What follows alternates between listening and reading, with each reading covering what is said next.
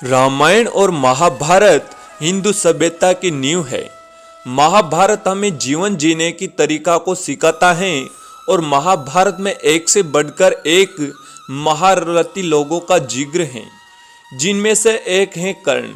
लेकिन बहुत कम लोगों को पता है कि महाभारत के कर्ण का अंतिम संस्कार सूरत में किया गया। कर्ण का अंतिम संस्कार सूरत में ही क्यों हुआ, उसके पीछे एक कहानी है। इस तथ्य को जानना आपके लिए बहुत जरूरी है और हम आपके इसके बारे में बताने जा रहे हैं। दानवीर कर्ण पांडवों की माता कुंती के सबसे बड़े पुत्र थे। कर्ण की जीवन गाथा के बारे में तो हमने बहुत सुना होगा, लेकिन क्या आपने कभी उनकी मौत के बारे में सुना है? जब महाभारत का युद्ध चल रहा था और अर्जुन कर्ण के बीच युद्ध चल रहा था, तब कर्ण के एक रथ का पहिया जमीन में धंस गया। तब कर्ण ने भीष्म पितामह के बनाए नियमों की बात करते हुए अर्जुन से कहा, हे अर्जुन, जब तक मैं रथ का पहिया नहीं निकाल लेता तब तक तुम मुझ पर आक्रमण नहीं करोगे। यह सुनकर अर्जुन रुक गया। तब भगवान कृष्ण ने कहा, हे अर्जुन, तुम क्यों रुक गए? तीर मारो।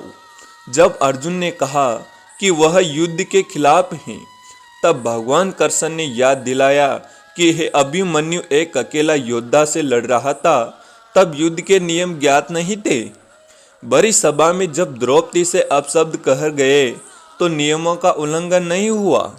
इन शब्दों को सुनकर अर्जुन को क्रोध हो गए और उन्होंने कर्ण पर भगवान शिव जी का दिया हुआ अस्त्र चला दिया।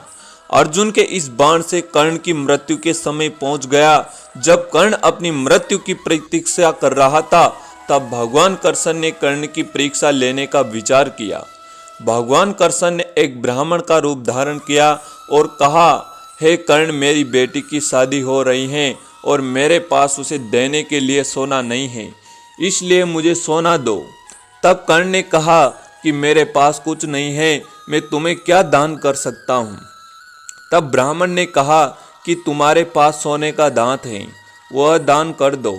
कर्ण ने कहा कि मुझे एक पत्थर से मारो और मेरा दांत निकाल कर दो। ब्राह्मण ने ऐसा करने से मना कर दिया और कहा कि दान तो खुद ही करना पड़ता है। इसके बाद कर्ण ने अपने समीप पड़े पत्थर को उठाया और उसे अपने दांत तोड़कर ब्राह्मण को दे दिया। इस पर ब्राह्मण ने कहा कि यह दांत को गंदा हो गया, इसे साफ करो। इस पर कर्ण ने अपने धनुष से धरती पर बाण चलाया और गंगा से तेज जलधारा निकल पड़ी। उससे दांत धोकर कर्ण ने कहा, अब तो यह शुद्ध हो गया। इसके बाद कर्ण को एहसास हुआ कि यह कोई साधारण ब्राह्मण नहीं है, यह एक परमात्मा है, ताकि तुम उसे अपना असली रूप दिखाओ। भगवान कृष्ण अपने वास्तविक रूप में प्रकट हुए और श्री कृष्ण तब कर्ण से कहा था कि तुम्हारे यह बाण गंगा युद्ध युगों तक तुम्हारा गुणगान करते रहेगी। घायल कर्ण को श्री कृष्ण ने आशीर्वाद दिया कि जब तक सूर्य, चंद्रमा, तारे और पृथ्वी रहेगी, तुम्हारी दानता का गुणगान तीनों लोगों में किया जाएगा। संसार में तुम्हारे सम्मान महान दानवीर न तो हुआ है और न कभी होगा। श्री कृष्ण ने कर्ण से कहा कि वह उससे कोई भी वरदान मांग सकते हैं। तो कर्ण ने कृष्ण जी से कहा कि एक निर्धन सूत पुत्र होने के कारण उसके साथ बहुत छल हुए हैं। अगली बार जब कृष्ण जी धरती पर आए तो वह पिछड़े वर्ग के लोगों को जमीन को सुधारने के लिए प्रयत्न करे।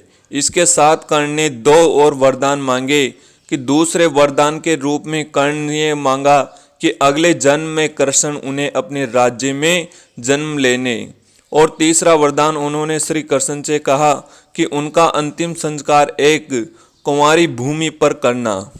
खोजबीन करने पर सूरत में तापी नदी ही कुंवारी नदी मिली, जिसे कुंवारी माता नदी भी कहा जाता है। इसी तापी नदी के किनारे कर्ण का दाह हुआ और आज भी यहाँ कर्ण का मंदिर है। सूरत का 4 धाम मंदिर व तीनों पत्रों का वट वृक्ष कर्ण के अंतिम संस्कारों का सुरक्षण रूप है। अगर आप कर्ण के फैन हैं तो हमारे चैनल को लाइक सब्सक्राइब जरूर करें और ऐसे वीडियो हमेशा देखते रहें।